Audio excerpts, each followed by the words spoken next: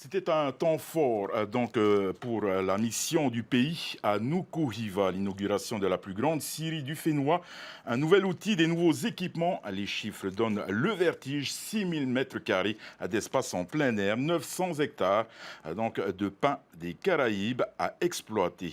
Un défi de taille vu l'isolement de l'archipel Roni Moufat Mataihorai.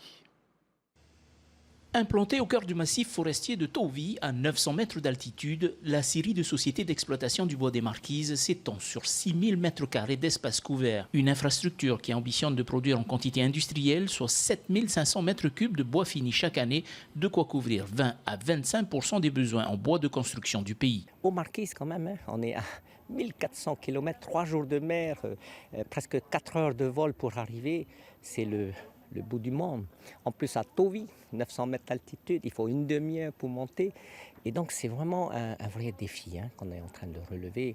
C'est un circuit direct court, très efficace. Mais bon, à la Polynésie, ça coûte cher quand même à produire. Le coût total du projet s'élève à 780 millions de francs, dont 350 millions financés sur fonds propres et emprunts bancaires.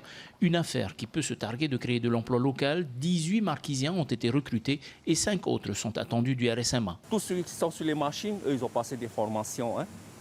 La plupart des jeunes qu'on a recrutés, ils ont passé des formations. Ils ont été aussi dans les études en France pour travailler sur des machines hydrauliques, tout ça. Ah ouais, c'est pour la population et pour les travailleurs aussi, les jeunes ici, ça leur fait du travail.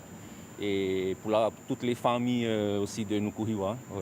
Mais une industrie de cette taille est forcément gourmande en énergie. La visite du président Moitai Broderson est l'occasion pour le patron de la société, Gérard Sioux, de solliciter un soutien.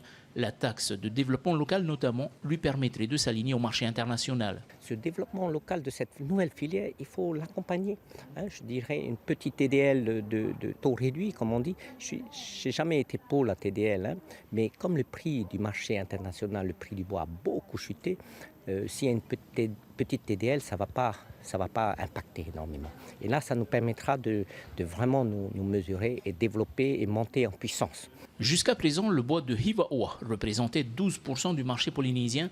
Avec ses 900 hectares de forêt, la nouvelle scierie ambitionne de couvrir à terme 47% des besoins en bois de la Polynésie.